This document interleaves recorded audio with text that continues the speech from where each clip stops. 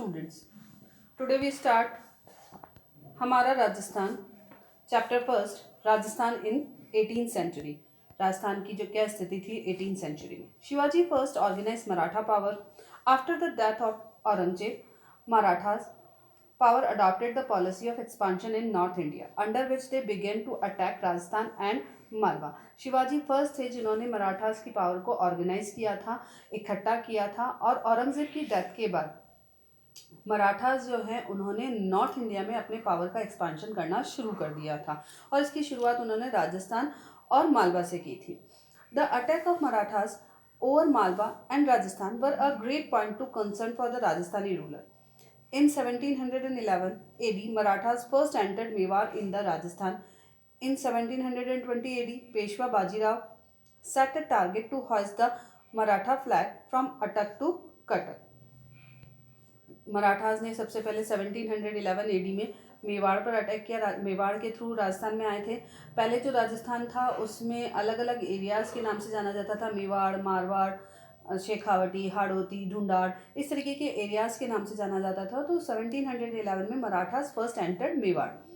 इन 1720 में पेशवा बाजीराव जो है उन्होंने टारगेट सेट किया कि वो मराठास का जो फ्लैग है वो फहराएंगे अटक से लेकर कटक तक.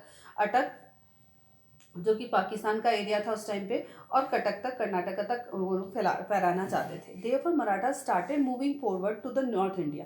इन 1726 AD Marathas attacked Kota and Bundi. After that, in 1728 AD, the ruler of Banswara and Dungarpur agreed to pay Khiraj to the Marathas. 1728 में रूलर्स जो बांसवाड़ा के और डूंगरपुर के थे उन्होंने खिराज पे करना मराठास को एग्री कर लिया था. Khiraj is the land tax.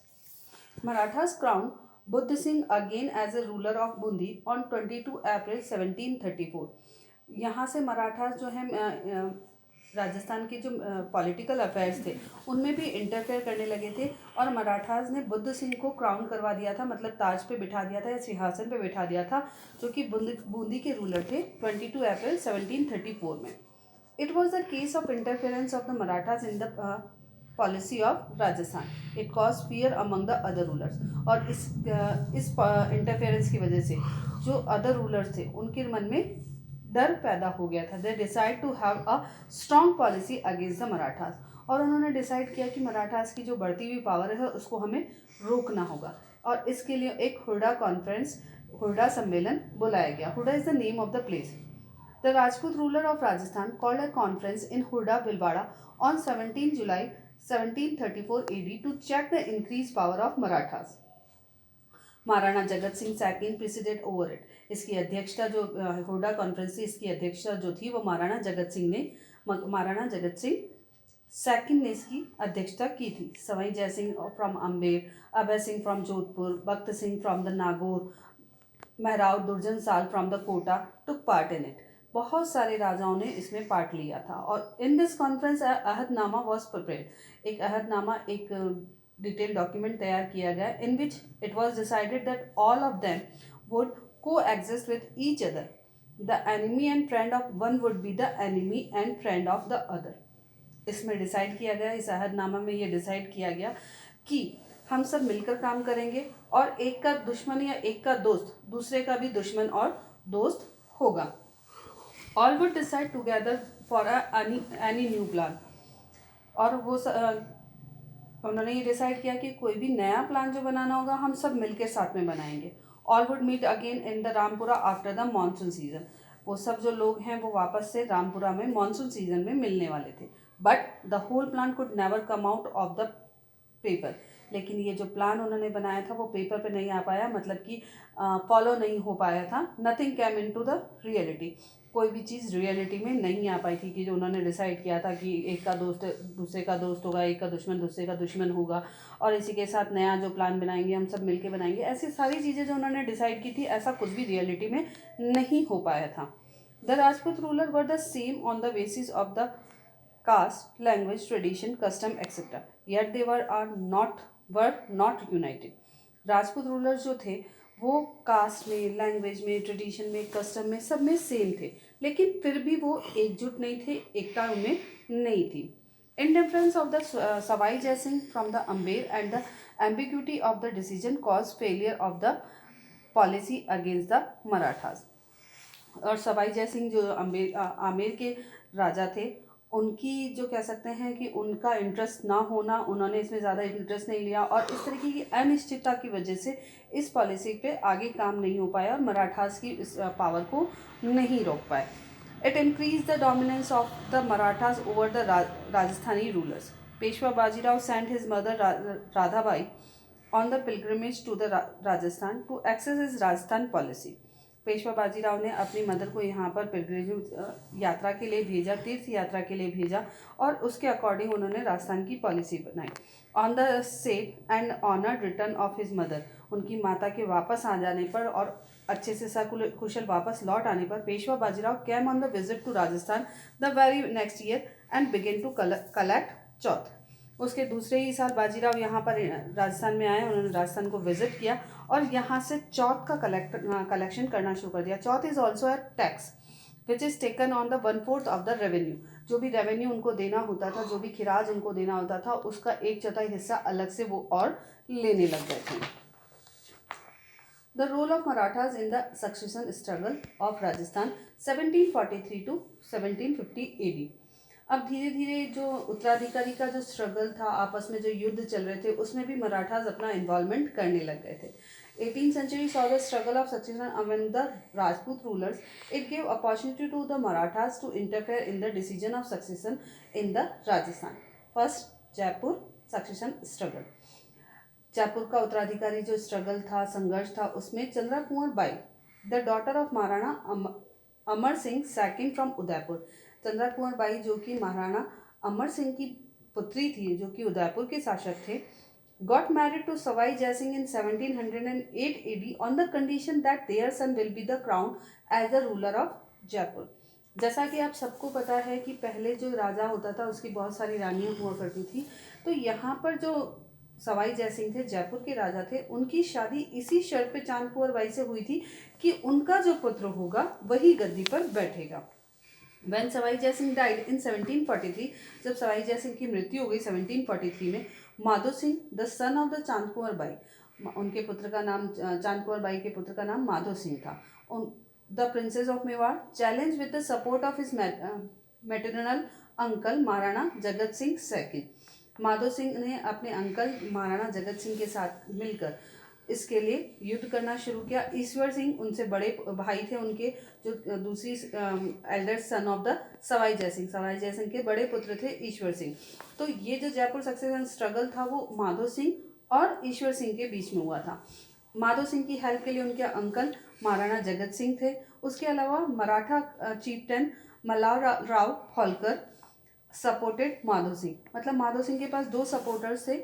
Ishwar Singh waged the Rajmahal and Bagru wars against the Madho Singh, और ईश्वर सिंह ने युद्ध छेड़ दिया था राजमहल का और बगरू का अगेंस्ट द माधो सिंह के खिलाफ उन्होंने राजमहल और बगरू का युद्ध छेड़ दिया था। Due to the craftiness of his commander, craftiness का मतलब होता है मक्कारी, धूर्तता, या कह सकते हैं कि कनिंगनेस, धोखा, जो उनको कमांडर हरगोविंद नटानी से मिला था। Ishwar Singh had to commit the suicide and Madho Singh become the ruler of Jaipur with the support of Marathas. और ईश्वर सिंह ने सुसाइड कमिट कर लिया क्योंकि उसको अपने ही कमांडर से धोखा मिला था, इसकी वजह से, और माधो सिंह जो है वहाँ का रूलर बन गया था। इसी तरीके से जोधपुर में भी सक्सेशन स्ट्रगल हुआ था। Same as in Jaipur, Marathas interfere in the Jodhpur too. There too succession struggle began between Ram Singh and Bakht Singh. यहाँ पर जो सक्सेशन स्ट्रगल था या उत्तराधिकारी का संघर्ष था, ये जो या फिर सिंहासन पर जो बैठने का संघर्ष था, वो राम सिंह और भक्त सिंह के बीच में था।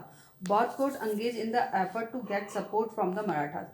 दोनों ने ही ये कोशिश की कि वो मराठास का सपोर्ट प्राप्त करें। The interference of the Peshwa, Scindia and Holkar, हमने पहले भी पढ़ा था, जो मराठास किंगडम था वो अलग अलग मुखियाओं के अंडर में था, जो कि पेशवा, सिंधिया, होलकर इन नाम से जाने जाते थे, increase. Finally Ram Singh got half of the state, और राम सिंह जो है उन्होंने आधा हिस्सा स्टेट का ले लिया था, जोधपुर का जो आधा हिस्सा था वो ले लिया था। Marwar was not only divided, अब मारवाड़ जो है सिर्फ बटा नहीं था, but also its financial condition got pitiful, और इसकी वजह से इनकी फाइनेंशियल कंडीशन जो थी वो काफ़ी दयनीय हो गई थी।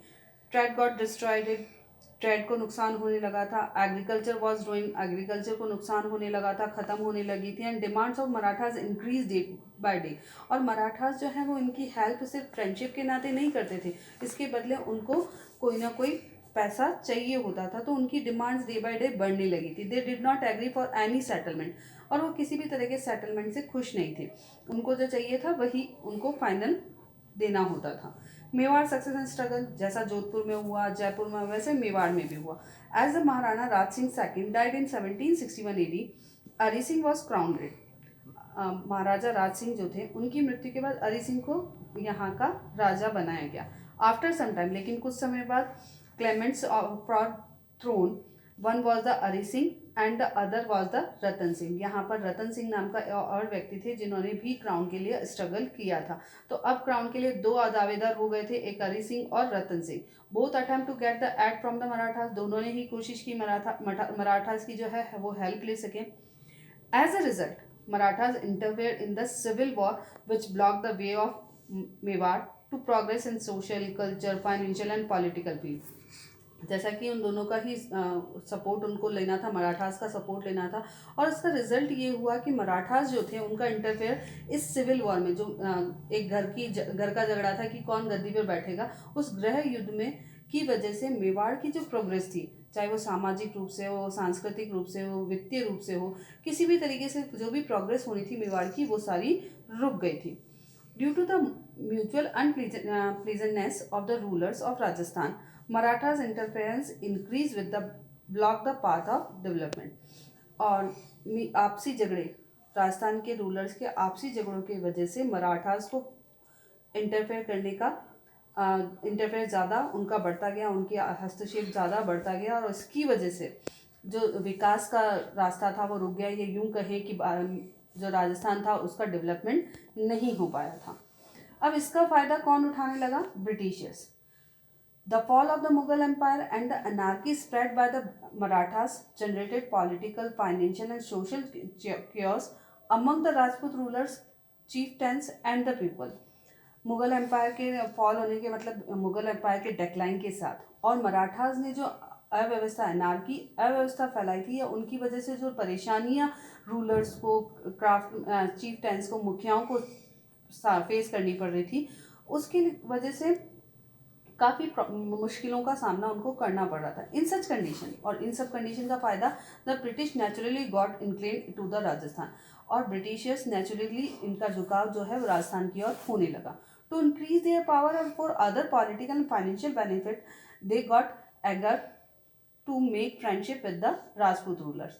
और अपने पॉलिटिकल और फाइनेंशियल बेनिफिट्स के कारण की वजह से जो ब्रिटिशर्स थे वो इच्छुक होने लगे राजपूत रूलर्स के साथ में फ्रेंडशिप करने के लिए। Therefore, the British began to make treaty with the Rajput rulers in 1817 and 1880 AD। और बाद में ब्रिटिशर और राजपूत ने एक ट्रीटी की जो कि 1817 और 1888 में ट्रीटी संधि की या समझौता किया। First of all the Rajasthan Bharatpur provinces agree to on the treaty with the British on September 29, 1803 AD। सबसे पहले भरतपुर प्रोविंस के जो राजा थे उन्होंने ये संधि साइन की थी। सब्सिडरी अलायंस, जो कि आपने पढ़ी होगी, सब्सिडरी ट्रीटी या सब्सिडरी अलायंस हमने पढ़ी थी, वो सबसे पहले भरतपुर प्रांत ने एग्री किया था ऑन September 29, 1803 AD। उसके बाद till 1818 AD all the provinces except the Sirohi, लगभग एक साल के अंदर 1818 तक, 1803 से लेकर 1818 तक लगभग सभी प्रोविंसेस ने ये जो ट्रीटी थी उसको एक्सेप्ट कर लिया था, सिर्फ सिरोही के अलावा। Accepted the protection of the company का प्रोटेक्शन उन्होंने स्वीकार कर लिया था, सिर्फ सिरोही ने नहीं किया था। Sirohi could not be negotiated till 1823। Sirohi ने 1823 तक समझौता नहीं किया था, only due to the opposition of Marwar. सिर्फ मारवाड़ के अपोजिशन की वजह से 1823 तक उन्होंने इस ट्रीटी को एक्सेप्ट नहीं किया था, लेकिन 1823 के बाद उन्होंने भी इस चीज़ को एक्सेप्ट कर लिया था। Thus in a short time the whole Rajasthan accepted the protection of the British, और एक छोटे से समय में पूरे राजस्थान ने उनका प्रोटेक्शन स्वीकार कर लिया था, और वो सब्सिडी अलायंस एक्सेप्ट करने के बाद राजस्थान की कंडीशन और ज़्यादा बेकार होती चली गई थी। The result of the treaty, और इस संधि का क्या रिजल्ट रहा? The financial condition of the native rulers broke down due to the payment of खिराज to the British as the result of treaty in 1817 to 1818। Payment जो खिराज land tax उनको देना पड़ता था, इसकी वजह से उनकी फाइनेंशियल कंडीशन जो है वो बहुत बुरी तरीके से खराब हो गई थी। The British got chance interference in the internal affairs of the rulers, जिससे मराठा से जिस चीज़ से बचने की वजह से वो ब्रिटिशर्स को एक्सेप्ट करे थे, वही चीज़ ब्रिटिशर्स अब उनके साथ करने लगे थे।